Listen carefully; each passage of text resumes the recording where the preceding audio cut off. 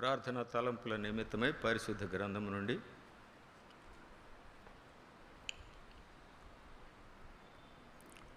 మొదటి దినవృత్తాంతములు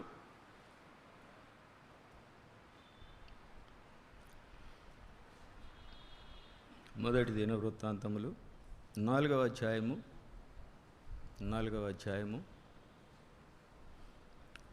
9 మరియు 10 వచనాలని అందరం కలిసి చదువుకుందాం.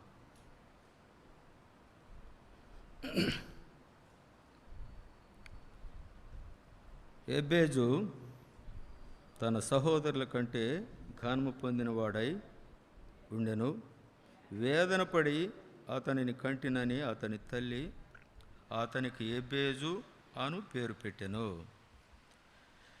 ఎబ్బేజు ఇశ్రాయేలీల దేవుని గూర్చి మొరపెట్టి, నీవు నన్ను నిశ్చయముగా ఆశీర్వదించి నా సరిహద్దును విశాలపరచి నీ చెయ్యి నాకు తోడుగా ఉండ దయచేసి నాకు కీడు రాకుండా దానిలో నుండి నన్ను తప్పించుము అని ప్రార్థింపగా దేవుడు అతడు మనవి చేసిన దానిని అతనికి దయచేసెను. అనేక మార్లు ఈ వాక్య భాగాలను ప్రార్థనా కూడిక నిమిత్తమై మనము ధ్యానిస్తూనే వస్తున్నాం.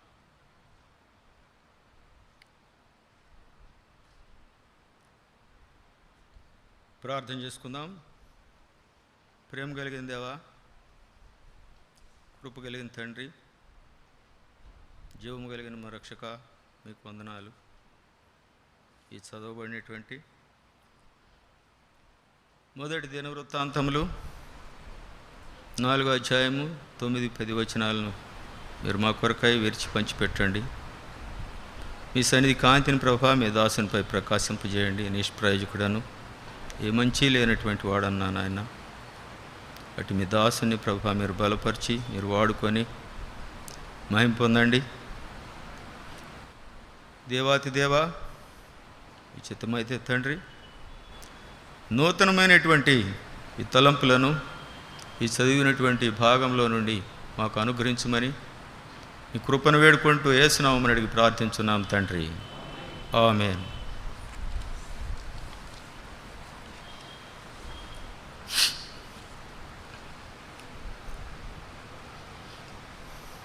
ఎబ్బేజు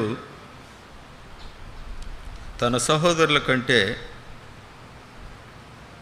ఘనము పొందినవాడై ఉండెను. వేదనపడి అతని తల్లి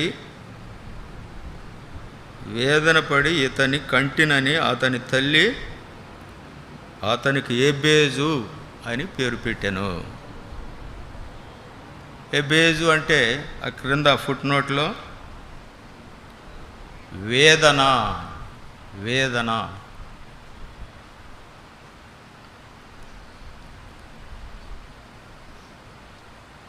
ఆ రీతిగా తలంచినట్లయితే తప్పనిసరిగా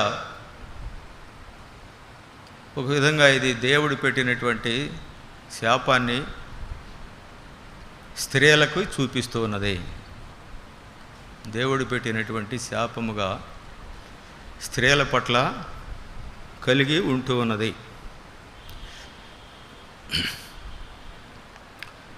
ఎందువలనగా ప్రతి స్త్రీ కూడా ప్రసవించేటటువంటి సమయంలో తప్పనిసరిగా వేదన అనుభవేటటువంటిది పడుతూ ఉంటుంది.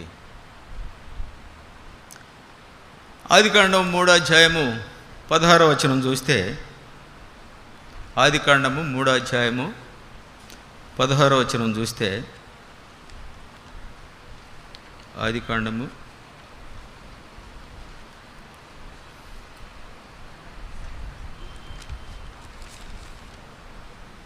3వ అధ్యాయము 16వ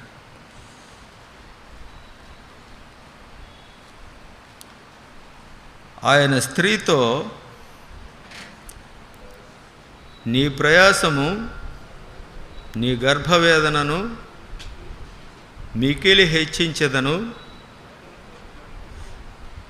వేదనతో పిల్లలను కందువు నీ భర్త ఎడల నీకు వాంఛ కలుగును, అతడు నిన్ను ఏలును అని చెప్పాను.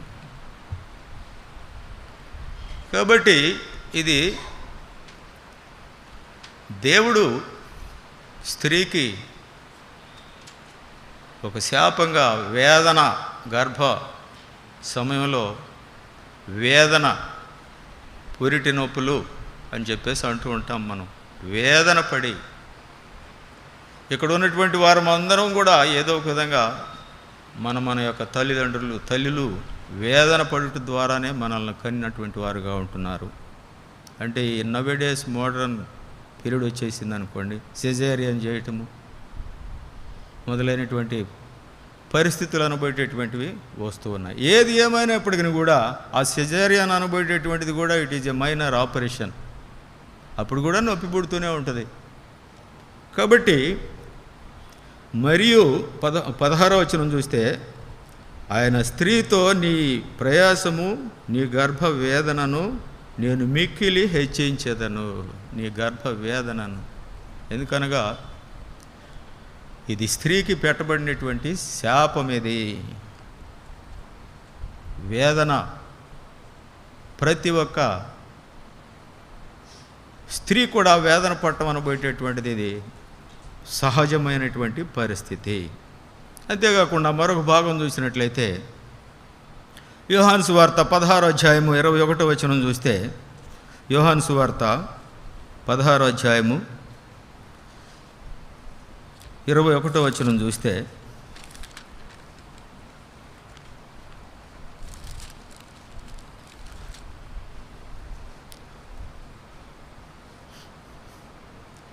స్త్రీ ప్రసవించినప్పుడు ఆమె గడియ వచ్చెను కనుక ఆమె వేదన పడును. అయితే శిశువు పుట్టగానే లోకములో నరుడొకడు పుట్టెనని సంతోషము చేత ఆమె ఆ వేదనను మరి జ్ఞాపకము చేసుకొనదు. ప్రతి స్త్రీ కూడా వేదన పడేటటువంటిదిగా ఉంటుంది. అయితే వాళ్ళు స్త్రీలు కానీ పురుషులు కానీ లోకంలోనికి నరుడు ఒకడు వచ్చాడు అని చెప్పేసేసి వెంటనే ఆ బిడ్డను చూసుకొని తను ఒక విధమైనటువంటి మురిసిపోయేటటువంటి పరిస్థితి అనుభవేటటువంటిది ఉంటుంది. అంత బాధలో కూడా, ఆ గర్భ వేదన అనుభవేటటువంటి ఆ బాధలో కూడా దాన్ని మర్చిపోయేటటువంటిదిగా ఉంటూ ఉన్నది అనేటటువంటి విషయాన్ని మనము గమనించవలసినటువంటి పరిస్థితి ఉన్నది. అయితే మన భాగంలో మనం ఏం చదువుకుంటూ వచ్చాము, వేదనను గురించి కొంతమేరకు తెలుసుకున్నాము. ఇప్పుడు 10వ వచనం చూద్దాం. ఎబ్బేజు ఇశ్రాయేలీల దేవుని గూర్చి మొరపెట్టి, నీవు నన్ను నిశ్చయముగా ఆశీర్వదించి నా సరిహద్దును విశాలపరచి నీ చెయ్యి నాకు తోడుగా ఉండ దయచేసి నాకు కీడు రాకుండా దానిలో నుండి నన్ను తప్పించుము అని ప్రార్థింపగా, దేవుడు అతడు మనవి చేసిన దాన్ని అంతటిని కూడా దయచేసినటువంటి వాడుగా ఉంటూ ఉన్నాడు. అసలు ఒక మానవుడు, వాళ్ళు స్త్రీ కావచ్చు లేదా పురుషుడు కావచ్చు, ఎవరైనా కూడా కావచ్చు, ఒక మానవుడు గొప్పవాడు అవ్వాలి అని అంటే ఎట్లా అవుతారు? మనంతట మనమే గొప్పవారం అయిపోతామా? మన సొంత తలంపులతోటి గొప్పవారం అయిపోతామా? అయ్యే అవకాశం ఎంత మాత్రం కూడా లేదు.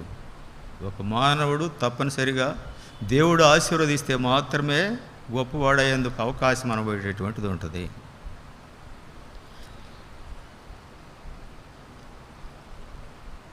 అంతేకాకుండా యథార్థపరుడుగా, నమ్మకమైనటువంటి వాడుగా, నమ్మకమైనటువంటి రీతిలో దేవుణ్ణి కొనియాడేటటువంటి వాడుగా, ఆరాధించేటటువంటి వాడుగా ఉన్నప్పుడు మాత్రమే అతడు గొప్పవాడు అయ్యేటందుకు అవకాశం అనుభవేటటువంటిది ఉంటుంది. ఇక్కడ ఎబ్బేజు గొప్పతనానికి కారణం ఏంటి? దేవుని యొక్క ఆశీర్వాదము. ఇంకా చూసినట్లయితే పరిశుద్ధ గ్రంథంలో నుండి ఎంతోమంది గొప్పవారైనటువంటి వారిని అనేక మందిని మనము చూస్తూ ఉన్నాం. వారందరిని గురించి కూడా ఇప్పుడు మనం ధ్యానించలేము. కానీ ఒక వ్యక్తి గొప్పవాడు అవటానికి కారణము దేవుని యొక్క ఆశీర్వాదం అనబడేటువంటిది నిలిచి ఉండటానికి మూలమవుతూ ఉన్నది. నాకు దేవుని ఆశీర్వాదం లేకుండా నేను గొప్పవాడిని అవుతాను అని చెప్పేసి ఏ మానవుడైనా చెప్పగలడా? It is highly impossible. అదేమాత్రం కూడా చెప్పగలిగినటువంటి పరిస్థితి అనబడేటువంటిది లేనే లేదు. గొప్పవాడు కావాలి అని అంటే దేవుని ఆశీర్వాదం కావాలి, తప్పనిసరిగా రక్షణ కావాలి, యథార్థత కావాలి అనేటటువంటి పరిస్థితులన్నీ కూడా మనం ఎరిగినటువంటి వారముగా ఉంటూ ఉన్నాం.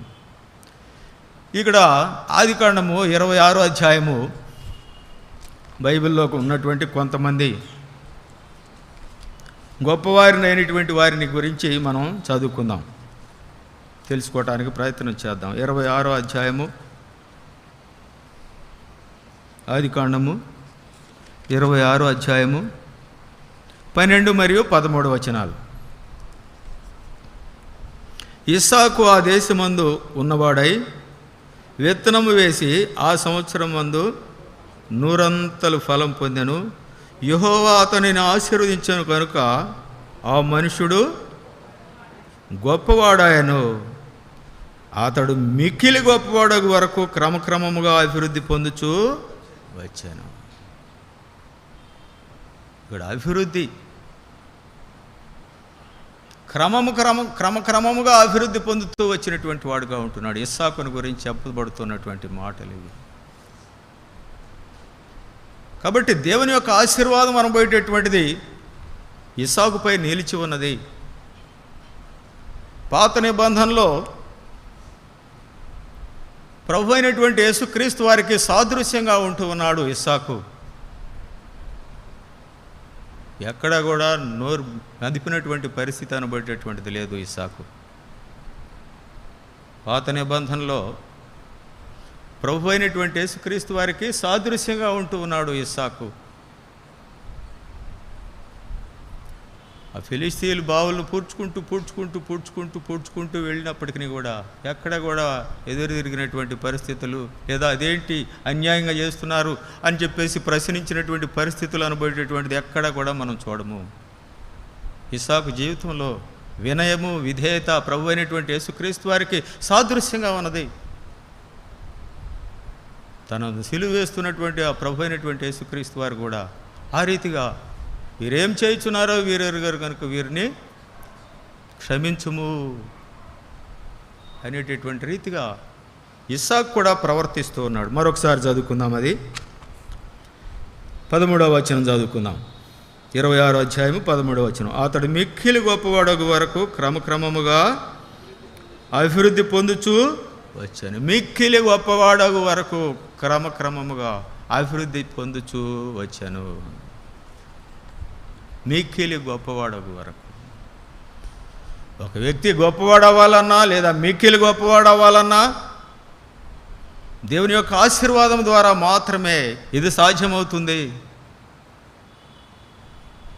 దేవుని యొక్క ఆశీర్వాదం అనబోయేటటువంటిది ఏ విధంగా వస్తుంది?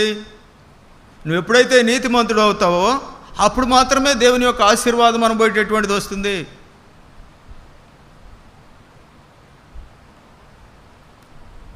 కాబట్టి ఇక్కడ నీతికి మరియు ఆశీర్వాదానికి, గొప్పతనానికి చాలా దగ్గర సంబంధం అనబోయేటటువంటిది ఉన్నది.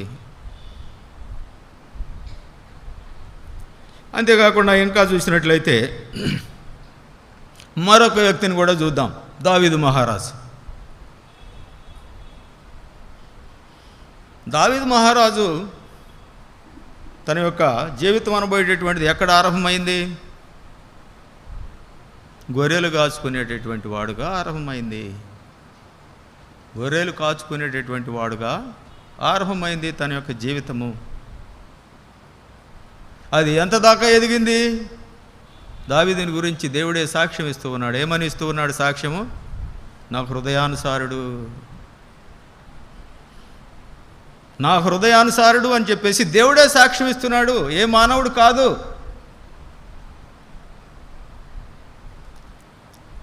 దేవుడే సాక్ష్యం ఇస్తూ ఉన్నటువంటి వాడుగా ఉంటున్నాడు దావీదు మహారాజును గురించి. నా హృదయానుసారుడు అంటే దేవుని యొక్క హృదయంలో ఉన్నటువంటి ఆలోచనను సైతము పసికట్టగలిగినటువంటి ఆ యొక్క పరిస్థితులు అనుభవేటటువంటివి దావీదులో ఉన్నాయి.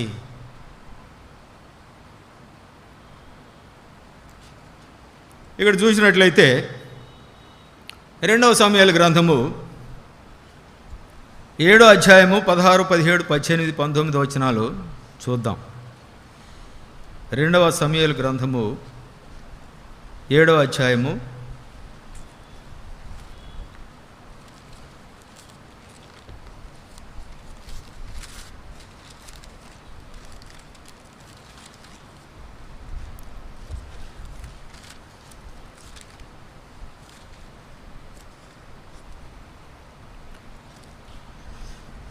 16వ వచనం నుండి చదువుదాను కొన్ని వచనాలు. నీ మట్టుకు నీ సంతానము నీ రాజ్యమును నిత్యము స్థిరమగును, నీ సింహాసనము నిత్యము స్థిరపరచబడును. అనగా నీ వారసుడు, నీ రక్త సంబంధి కూడా అనుభవేటటువంటి వాడు ఒకడిని ఇశ్రాయేలు యొక్క రాజ్యం మీద తప్పనిసరిగా ఉండనిస్తాను అని చెప్పేసేసి దేవుడు వాగ్దానం ఇస్తూ ఉన్నటువంటి వాడుగా ఉంటున్నాడు.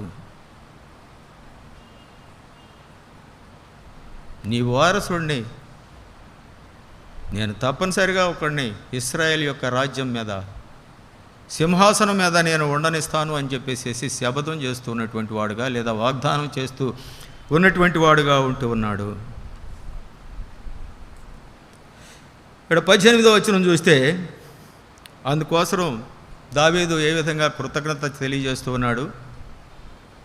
దావీదు లోపల ప్రవేశించి యెహోవా సన్నిధిని కూర్చుండి ఇలాగున మనవి చేశాను, నా ప్రభువా యెహోవా, ఇంతగా నీవు నన్ను హెచ్చించుటకు నేను ఎంతటి వాడను. కృతజ్ఞతాపూర్వకమైనటువంటి ఆరాధనతో కూడుకున్నటువంటి వచన భాగాలు ఇవి. ఇంతగా నీవు నన్ను హెచ్చించుటకు నేనే పాటి వాడను. After all who am I, నేనెంతటి వాడను. ఇది కేవలము నీ వలన, కేవలము నీ యొక్క కృప వలన, నీ కనికరం వలన మాత్రమే ఇది సాధ్యమవుతున్నది. నీవు ఇంతగా నన్ను హెచ్చించుటకు నేనే ఎంతటి వాడను, నేనే పాటి వాడను. ఇది నా గొప్పతనాన్ని బట్టి నాకు వచ్చింది అని చెప్పేసి ఏమాత్రం కూడా దావీదు ఆ రీతిగా తలంచలేదు. నేనే పాటి వాడను, ఇంతగా నీవు నన్ను హెచ్చించుటకు నేను అర్హుడను కాను ప్రభువా అని చెప్పేసి తనను తాను తగ్గించుకుంటున్నటువంటి వాడుగా ఉంటున్నాడు. అది దావీదు మహారాజులో ఉన్నటువంటి గొప్పతనము. గొర్రెల దొడ్డిలో ఉన్నటువంటి దావీదు మహారాజుని గొప్ప రాజుగా చేసినటువంటి ఘనత దేవుని వలన మాత్రమే సాధ్యమైంది. అంతేకాదు ఇశ్రాయేలీయుల యొక్క రాజ్యం మీద తప్పనిసరిగా నీ యొక్క వారసుడిని ఒకడిని ఉండనిస్తాను అని చెప్పేసి దావీదు మహారాజుకి వాగ్దానం చేస్తూ ఉన్నటువంటి వాడుగా ఉంటూ ఉన్నాడు. 19వ వచనం చూస్తే, ఎంత హెచ్చుగా చేసినదంతయో నీ దృష్టికి కొంచెమై మానవుల పద్ధతిని బట్టి బహుకాలము జరిగిన తరువాత నీ దాసుడనైనా నా సంతానమునకు కలుగబోవు దానిని గూర్చి నీవు సెలవిచ్చి ఉన్నావు. నా సంతానానికి కలుగబోయేటటువంటి దానిని గూర్చి నీవు సెలవిచ్చినటువంటి వారుగా ఉంటున్నావు. అంటే ఫ్యూచర్ని ప్రెడిక్ట్ చేసి చెప్తూ ఉన్నాడు దేవుడు. నీ సంతానం మీద నువ్వు గతించిపోతే గతించిపోవచ్చు, నీ సంతానం చెందినటువంటి వాడు తప్పనిసరిగా వారసుడు అనబోయేటటువంటి వాడు ఒకడు ఉండాలి అని చెప్తున్నాడు. అందుకు కృతజ్ఞతగా ఏం చెప్పాడు, నేనే పాటి వాడను, నీవు నన్ను ఎంతగా హెచ్చించుటకు నేను ఎంతటి వాడను అని చెప్పేసి అంటున్నాడు. అది దావీదు యొక్క గొప్పతనము.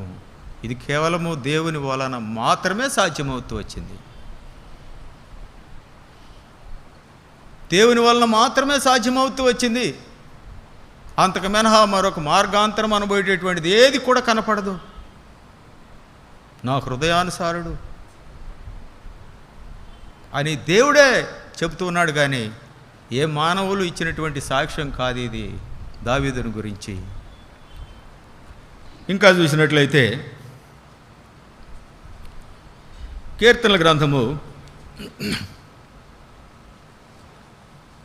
37వ అధ్యాయము, కీర్తనల గ్రంథము 37వ అధ్యాయము 23, 24 మరియు 25 వచనాలు చూస్తే, కీర్తనల గ్రంథము 37వ అధ్యాయము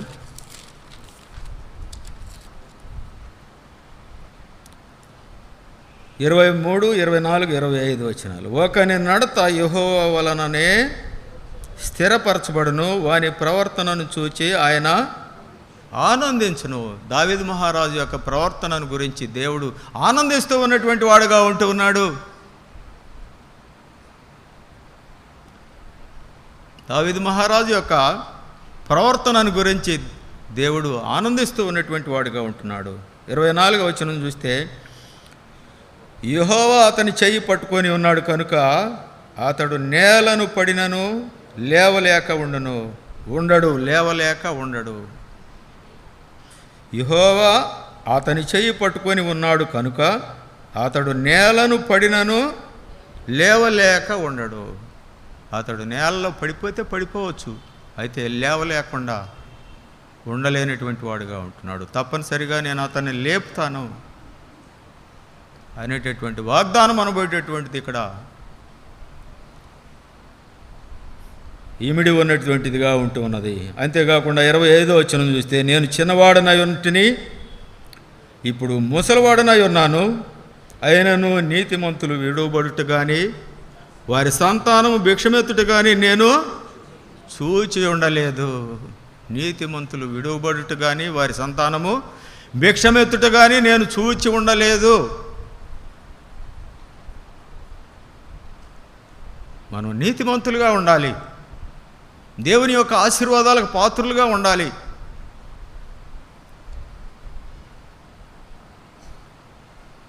దేవుడిచ్చేటటువంటి బహుమానాన్ని పొందేటటువంటి వారముగా ఉండాలి.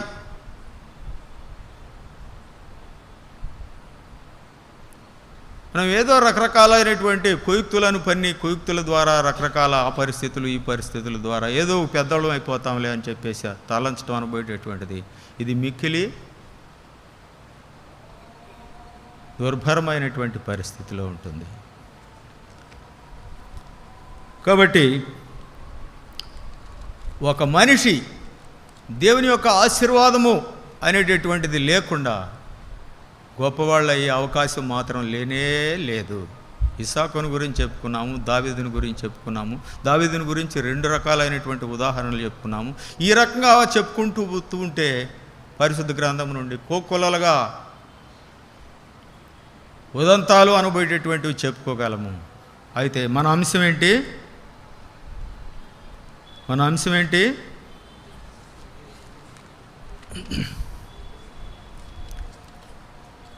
ఇక్కడ ఎబ్బేజును గురించి చెప్పుకుంటూ వస్తున్నటువంటి వారముగా ఉంటున్నాము. కాబట్టి ఇక్కడ మన అంశంలోకి వద్దాం.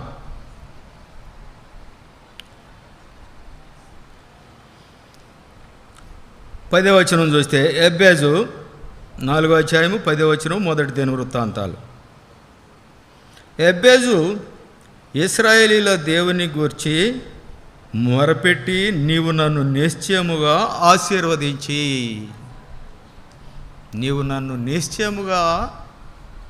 ఆశీర్వదించి అనేటటువంటి అంశాన్ని ఇప్పుడు దాకా చెప్పుకుంటూ వచ్చాం. దేవుడు గొప్ప చేస్తే మాత్రమే గొప్పవాళ్ళం అవగలం, కానీ మనంతటా మనం ఏమాత్రం కూడా గొప్పవాళ్ళం అయ్యేందుకు అవకాశం అనుభవేటటువంటిది లేనే లేదు. తర్వాత ఇంకా ఏమడుగుతూ వచ్చాడు? నా సరిహద్దులను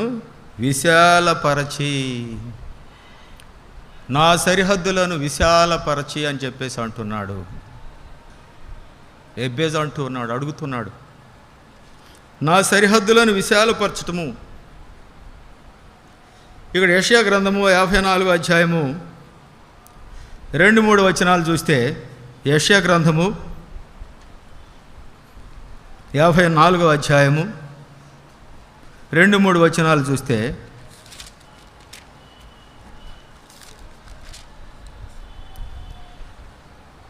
నీ గుడారపు స్థలమును విశాలపరచుము, నీ నివాస స్థలములను తెరలు నిరాటంకముగా సాగనిమ్ము, నీ త్రాళ్లను పొడుగు చేయుము, నీ మేకులను దిగగొట్టుము. గవర్నింగ్ బాడీ మెంబర్గా ఉన్నటువంటి బెంజమిన్ గారు చాలా ఎక్కువగా మాట్లాడుతూ ఉండేవారు ఈ అంశాల మీద, విశాలపరచటము అనేటటువంటి దాని మీద. కర్మేలు సేవకుడుగా పనిచేసినటువంటి బెంజమిన్ గారు, నాట్ జీటీ బెంజమిన్ గారు, పి బెంజమిన్ గారు ఎక్కువగా మాట్లాడుతూ ఉండేటటువంటి వాడు. నీ గుడారమును విశాలపరచము, నీ మేకులను దిగగొట్టుము,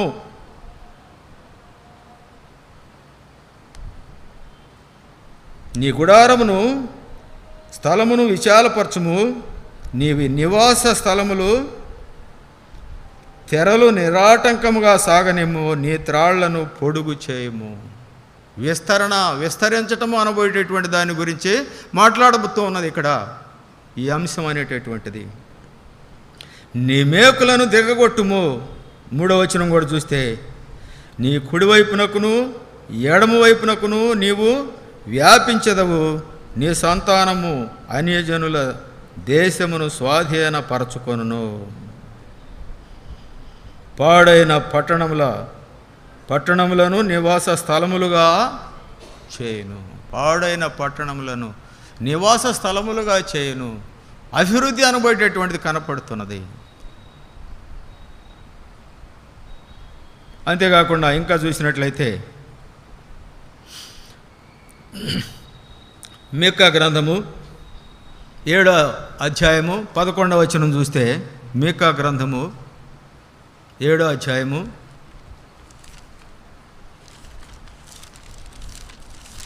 11వ వచనం చూస్తే, నీ గోడలను మరలా కట్టించు దినము వచ్చుచున్నది, అప్పుడు నీ సరిహద్దు విశాలపరచబడును. నీ గోడలు మరలా కట్టించేటటువంటి దినము వచ్చుచున్నది అంటూ, అప్పుడు నీ సరిహద్దు విశాలపరచబడును. అంటే ఆ ప్రస్తుతము ఆ గోడలు ఏ స్థితిలో ఉన్నాయి? నీ గోడలు మరలా కట్టేటటువంటి దినము వచ్చుచున్నది అని అంటే, ప్రస్తుతం ఆ పరిస్థితి అది కూలిపోయినటువంటి స్థితిలో ఉన్నది.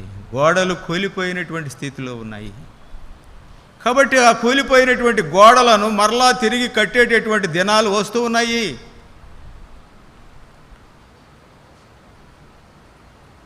అప్పుడు నీ సరిహద్దు విశాలపరచబడును అని చెప్పి చెప్పబడుతున్నది.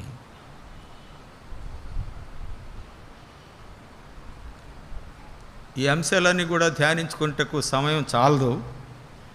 అయితే సామెతల గ్రంథము 4వ అధ్యాయము 1వ వచనాన్ని కూడా చదువుకుందాం. క్షమించండి, కీర్తనల గ్రంథము 4వ అధ్యాయము 1వ వచనం. కీర్తనల గ్రంథము 4వ అధ్యాయము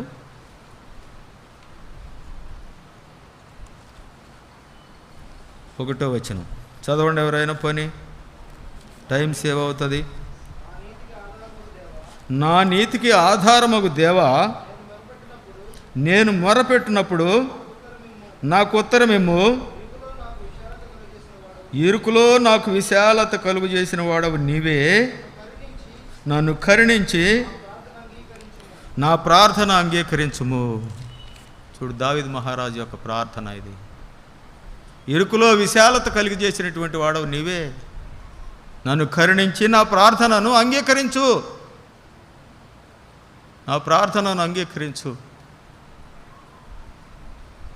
నా నీతికి ఆధారమగు దేవా. ప్రభు అయిన యేసుక్రీస్తు వారే మన యొక్క నీతికి ఆధారమైనటువంటి వాడుగా ఉంటున్నాడు. ఇంకా చూసినట్లయితే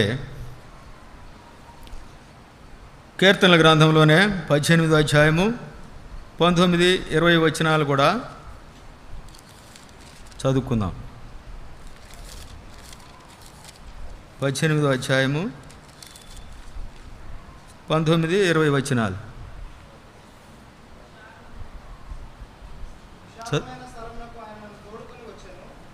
విశాలమైన స్థలమునకు ఆయన నన్ను తోడుకొని వచ్చాను. నేను ఆయనకు ఇష్టడను గనుక ఆయన నన్ను తప్పించాను. నేను ఆయనకు ఇష్టడను గనుక ఆయన నన్ను తప్పించాను. మనము దేవునికి ఇష్టలైనటువంటి వారంగా ఉండాలి. అప్పుడు కోటి కీడుల నుండి మనల్ని తప్పించేటటువంటి వాడుగా ఉంటాడు దేవుడు. నేను ఆయనకి ఇష్టడనైనటువంటి వాడను గనుక ఆయన నన్ను తప్పించాను. ఆ రీతిగా మనం ఉండాలి అని చెప్పేసి దేవుని యొక్క వాక్యం అనేటటువంటిది ఇక్కడ మనకి తెలియజెప్పబడుతూ ఉన్నది. ఇప్పుడు ఇంకా ముందుకు చదివితే, ఇప్పుడు నా సరిహద్దులను విశాలపరచి అనేటంత వరకు చదివాం. నీ చెయ్యి నాకు తోడుగా ఉండ దయచేసి అనేటటువంటి అంశాన్ని, నీ చెయ్యి నాకు తోడుగా ఉండ దయచేసి.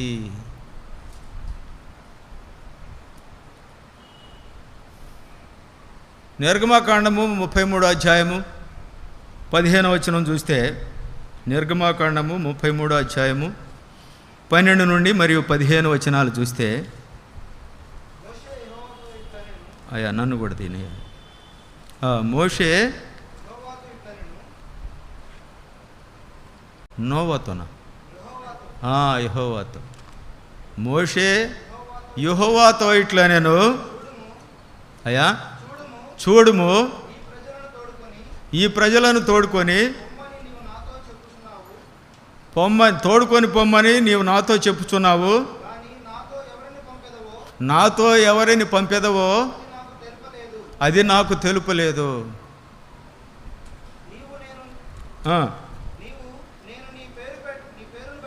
నీ పేరును బట్టి నేను ఎరిగి ఉన్నానని, నా కటాక్షము నీకు కలిగినదనియు చెప్పితివి కదా. నీ కటాక్షము నాకు కలిగినదని నువ్వు చెప్పితివి కదా. చదువయ్యా ఇంకా. నీ కటాక్షము 33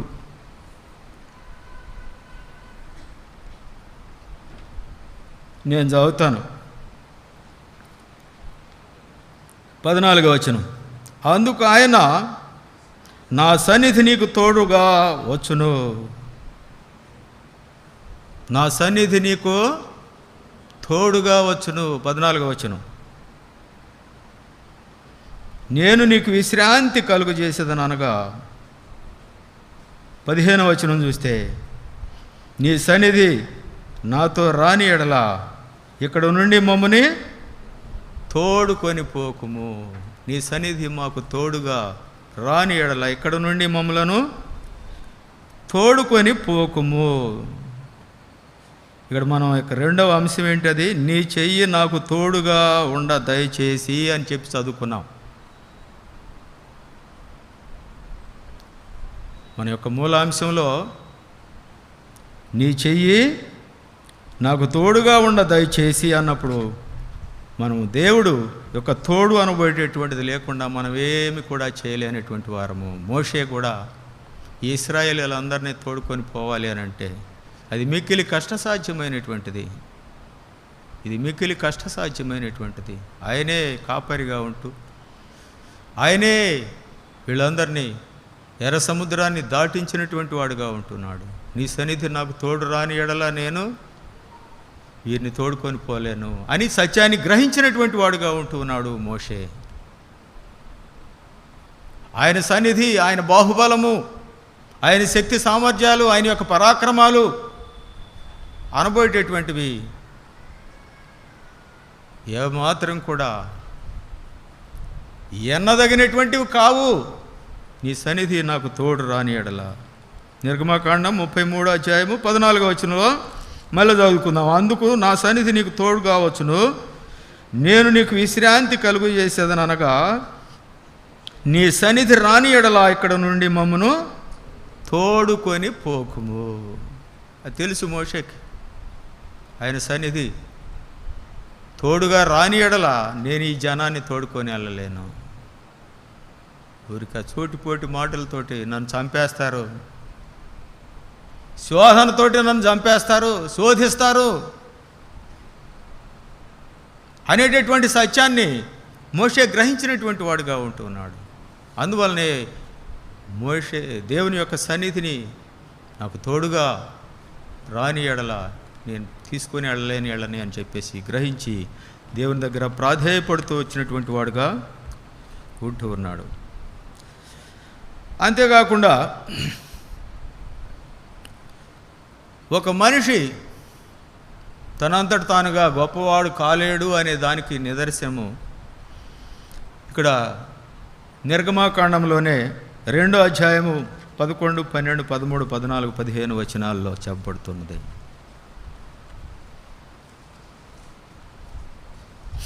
సమయం అయిపోతూ ఉంది. మోషే ఏమంటూ వచ్చాడు?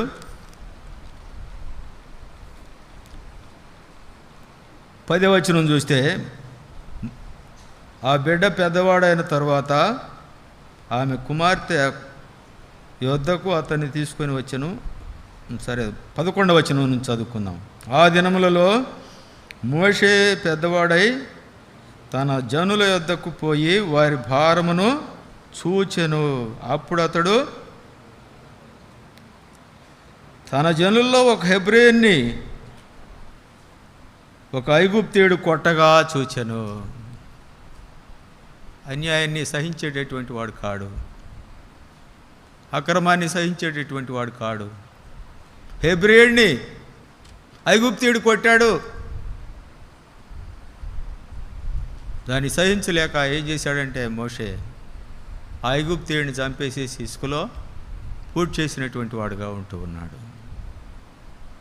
ఐగుప్తీయుడిని చంపేసేసి ఇసుకలో పూడ్చి చేసినటువంటి వాడుగా ఉంటాడు. తర్వాత వచనాల భాగాల్లో చదివితే అవన్నీ కూడా చెప్పబడతాయి. అవన్నీ చెప్పుకోవడానికి టైం లేదు. పూడ్చిపెట్టేసినటువంటి వాడుగా ఉంటూ ఉన్నాడు. అది అయిపోయిన తర్వాత మరొక హెబ్రీయుడు ఇద్దరు జగడమాడుకుంటూ ఉన్నటువంటి వారుగా ఉంటూ ఉన్నారు. వాళ్ళిద్దరి మధ్యకి వెళ్ళి, అరే మీరు అటు చేయకూడదురా, తప్పురా, ఏంట్రా ఈ పనులు, మనలో మనకెందుకురా ఇట్లా బలహీనలుగా ఉన్నాం, అసలే మనం ఐగుప్తు దేశంలో బ్రతుకుతున్నాం మనం అని చెప్పేసి ఏదో నీతులు చెప్పడానికి ప్రయత్నించాడు. అప్పుడు ఏమన్నాడంటే, నీ మీద మా మీద తీర్పరిగా నిన్నెవడు పెట్టాడు? మా మీద తీర్పరిగా నిన్నెవడు పెట్టాడు? ఆ ఐగుప్తుడిని చంపిన ఇదిగా నన్ను కూడా చంపుదాం అనుకుంటున్నావా నువ్వు అని చెప్పేసేసి మోషేకి ఎదురు తిరిగినటువంటి వాడుగా ఉంటూ ఉన్నాడు. ఇదంతా కూడా దేనిలో ప్రయత్నము, దేనిలో భాగం ఇది? తనను తాను గొప్ప చేసుకోవాలి అని చెప్పేటటువంటి భాగము ఇది. మోషే తనను తాను గొప్పగా చేసుకోవాలి, నాయకుడిగా గుర్తింపు పొందాలి అనేటటువంటి తలంపుతోటి చేస్తూ ఉన్నటువంటి పనులు ఇవి. దేవుడు గొప్ప చేస్తే గొప్పవారం అవుతాం, కానీ మనంతటా మనము స్వయం కృషి ద్వారా గొప్పవారం అవ్వటం అనేటటువంటిది అవ్వలేము. తుదకేమైపోయాడు? ఆ మాట ఆ నోట విని ఫరో దాకా వెళ్ళిపోయింది. ఐగుప్తుడిని చంపిన సంగతి ఫరోకి తెలిస్తే ఏమవుతుంది? ఈ మోషేకి ప్రాణాపాయం అనుభవేటటువంటిది వచ్చే అవకాశం అనుభవేటటువంటిది ఉంటుంది. కాబట్టి మిద్యాను దేశానికి పారిపోయినటువంటి వాడుగా ఉంటూ ఉన్నాడు. మిద్యాను దేశానికి పారిపోయాడు. ఆ మిద్యాను దేశంలో మరలా తిరిగి వదిలిపెట్టలా దేవుడు. ఒక పొదలో ప్రత్యక్షమైనటువంటి వాడుగా ఉంటున్నాడు. పొద మండుచు ఉన్నది, కానీ కాలిపోలేదు. మోషే ఇది పరిశుద్ధ స్థలము, ఇక్కడికి రావద్దు అని చెప్పి మరలా తిరిగి మోషేని పిలుచుకొని ఇప్పుడు వెళ్ళి ఐగుప్తులో ఉన్నటువంటి నా ప్రజల భారాన్ని నువ్వు గుర్తెరిగి వాళ్ళని ఐగుప్తు నుండి వాగ్దాన దేశమైనటువంటి కానాన్లోనికి నువ్వు నన్ను తీసుకొని వెళ్ళు అని చెప్పేసేసి దేవుడు ఆజ్ఞాపించినటువంటి వాడుగా ఉంటున్నాడు. కాబట్టి మన సొంత ప్రయత్నాల వలన మనం ఏమాత్రం కూడా గొప్పవారం అవటం అనేటటువంటిది అసంభవము. దేవుని యొక్క ఆశీర్వాదము, దేవుని యొక్క పిలుపు, దేవుని యొక్క మాటకు విధేయత అనబోయేటటువంటిది ఉన్నప్పుడు మాత్రమే మనము గొప్పవారం అయ్యేటందుకు అవకాశం అనబోయేటటువంటిది ఉంటుంది. ఇక్కడ ఇంకా చూసినట్లయితే 2వ తిమోతేయులకు రాసిన పత్రిక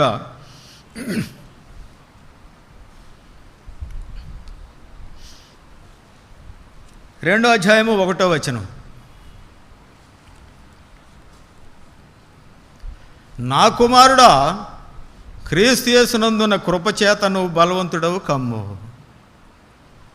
నా కుమారుడా,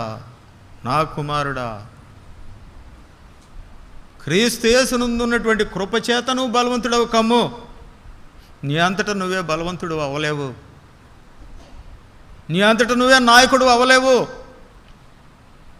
దేవుని యొక్క ఆశీర్వాదం అనుభవేటటువంటిది నిండి ఉన్నప్పుడు మాత్రమే నువ్వు నాయకుడుగా అయ్యేందుకు అవకాశం అనుభవేటటువంటిది ఉంటుంది. లేదా బలవంతుడు అవ్వాలి అని అంటే దేవుని యొక్క ఆశీర్వాదం అనుభవేటటువంటిది ఉండాలి. నా కుమారుడా, క్రీస్తు యేసునందున్న కృపచేత నీవు బలవంతుడు కమ్ము. దేవుని యొక్క కృప వలనే మనం అభివృద్ధిలోకి రాగలిగినటువంటి వారంగా ఉంటాము. దేవుని యొక్క కనికరాన్ని బట్టే మనం అభివృద్ధిలోనికి రాగలిగినటువంటి వారంగా ఉంటాము. ఇది కేవలము దేవునికి మాత్రమే సాధ్యమవుతూ ఉన్నది.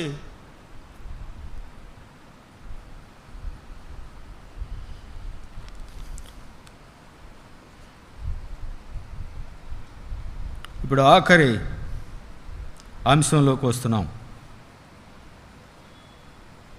ఆఖరి అంశం ఏంటది? 4వ అంశం. నాకు కీడు రాకుండా దానిలో నుండి నన్ను తప్పించుము. మొదటి దినవృత్తాంతాలు 4వ అధ్యాయము చదవబడినటువంటి భాగంలో ఇది 4వ అంశం. నాకు కీడు రాకుండా దానిలో నుండి నన్ను తప్పించుము.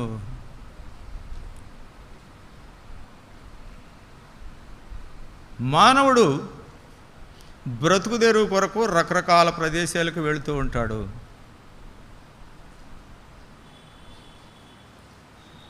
రకరకాలకి చాకరీ చేయకుండా పొట్ట గడిచేందుకు అవకాశం అనుభవేటటువంటిది ఉండదు. తెలుగులో, అచ్చ తెలుగులో, అది ఇక్కడ చెప్పొచ్చో లేదా నాకైతే తెలియదు, కోటి విద్యలు కూటి కోసరమే అనేటటువంటి ఒక నానుడు ఉన్నది. రకరకాల ప్రదేశాలకి రకరకాలైనటువంటి పర్పస్ నిమిత్తం వెళుతూ వస్తూ ఉంటాము. ఎప్పుడు ఏది జరుగుతుందో మనకు తెలియదు. అయితే కోటి కీడుల నుండి మనల్ని తప్పించేటటువంటి దేవుడిగా ఉంటున్నాడు మన దేవుడు. నిత్యమును కాపాడేటటువంటి దేవుడు ఆయన. నిత్యము కరుణించేటటువంటి దేవుడు, నిత్యము కనికరం చూపేటటువంటి దేవుడు. యెహోవా దృష్టి మన ఎదుట మన ఎడల లేకపోయినట్లయితే మనం మిక్కిలి వ్యర్థులమైనటువంటి వారము, ఏ మంచి లేనటువంటి వారము. కాబట్టి ఏ కీడు లేకుండా మనల్ని కాపాడగలిగేటటువంటి దేవుడు ఆయన ఒక్కడు మాత్రమే అని చెప్పేసి దేవుని యొక్క వాక్యం సెలవిస్తున్నది. మొదటి తెస్సలోనీయులకు రాసిన పత్రిక 5వ అధ్యాయము 15-16 వచనాలు చూస్తే, మొదటి తెస్సలోనీయులకు రాసిన పత్రిక 5వ అధ్యాయము 15-16 వచనాలు చూస్తే, చదువయ్యా. ఎవడును కీడునకు ప్రతి కీడు చేయకుండా చూచుకొనుడి. ప్రతి కీడు చేయకూడదు. కీడునకు ప్రతి కీడు. మీరు ఒకడి ఎడల ఒకడును, మనుషులందరి ఎడలను ఎల్లప్పుడూ కూడా మేలైనటువంటి దానినే అనుసరించాలి. కీడు చేసినటువంటి వాడికి మరలా రెండంతల కీడు అనబోయేటటువంటిది, తలపెట్టడం అనబోయేటటువంటిది అది విశ్వాసకు సంబంధించినటువంటి విషయం కానే కాదు. అది క్రోధముకి చిహ్నంగా ఉంటుంది. క్రోధము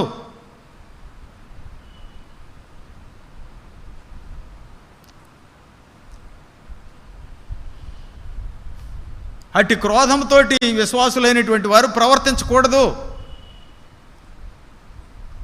అంతేకాకుండా సామెతల గ్రంథము, కీర్తనల గ్రంథము 34వ అధ్యాయము 14వ వచనం చూస్తే, కీర్తనల గ్రంథము 34వ అధ్యాయము,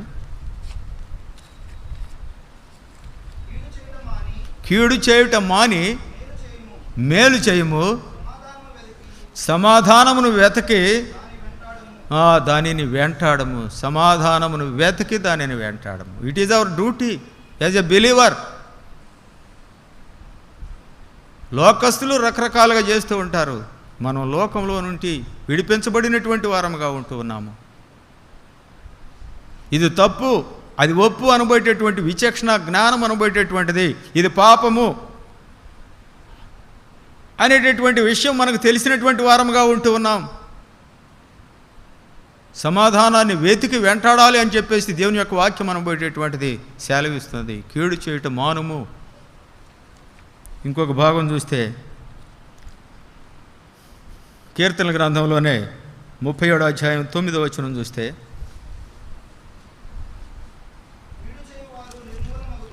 కీడు చేయువారు నిర్మూలన మగుదురు. కీడు చేసేటటువంటి వారిని దేవుడే మొత్తేటటువంటి వాడుగా ఉంటాడు. ఇతరులకు కీడు తలపెట్టేటటువంటి వారిని దేవుడే మొత్తేటటువంటి వాడుగా ఉంటాడు.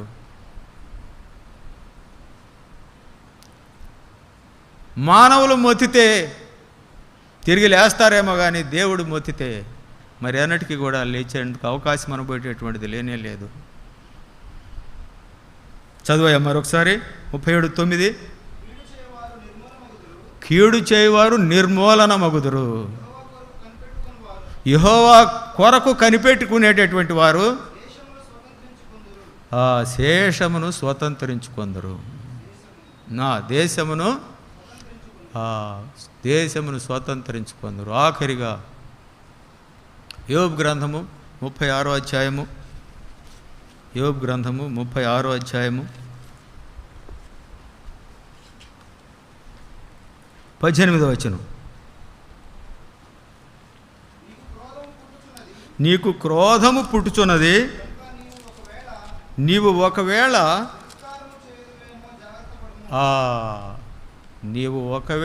నీకు క్రోధము పుట్టుచున్నది. మానవులకి ఎంత కోపం వస్తే అంత కోపాన్ని ఇతరుల మీద చూపించేటటువంటి వారుగా ఉంటారు. నీకు క్రోధము పుట్టుచున్నది కనుక ఒకవేళ నువ్వు తిరస్కారం చేస్తావేమో, బీ కేర్ఫుల్. ఒకవేళ నువ్వు తిరస్కారం చేస్తావేమో. 5వ వచనం కూడా చూస్తే అక్కడ దేవుడు బలవంతుడు కానీ ఎవరిని కూడా తిరస్కారం చేయడు.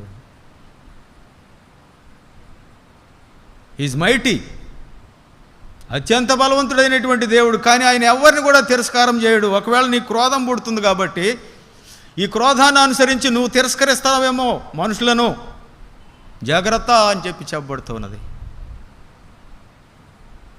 ఆ విధంగా చేసినందువలన మనకు మనమే కీడు తెచ్చుకునేటటువంటి వారముగా, నిర్మూలింపబడేటటువంటి వారముగా ఉంటాము అని చెప్పేసి దేవుని యొక్క వాక్యం మనం బట్టేటువంటిది సెలవిస్తున్నది. ముగింపులోకి వచ్చేస్తున్నాము.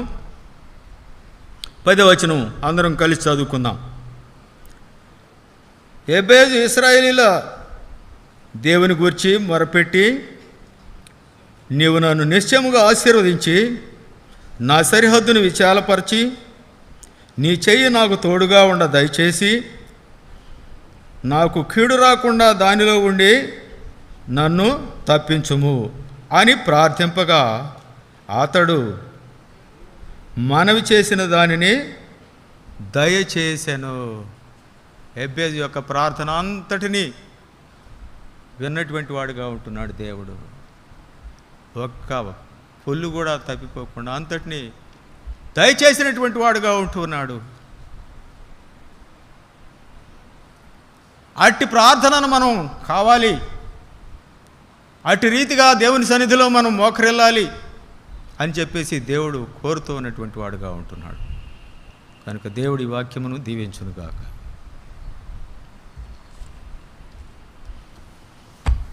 మీ హృదయంలో ఉన్నటువంటి తలంపులకు అనుగుణంగా ప్రార్థించవలసిందిగా కోరుచున్నాం. ఆ యొక్క స్థలం విషయం కూడా, దేవుని మందిర నిర్మాణం కొరకు ఏర్పరచబడినటువంటి ఆ స్థలం విషయంలో కూడా దాదాపుగా అడ్డంకులు తొలగిపోయినాయి. అయితే దాన్ని రిజిస్ట్రేషన్ చేసుకొని దాన్ని మనల్ని సొంతగా హస్తగతం చేసుకోవడానికి తగినటువంటి ఏర్పాటుల్లో కొన్ని ప్రయత్నాలు మిగిలి ఉన్నాయి. కాబట్టి ప్రార్థించవలసిందిగా కోరుచున్నాం. ప్రార్థించండి.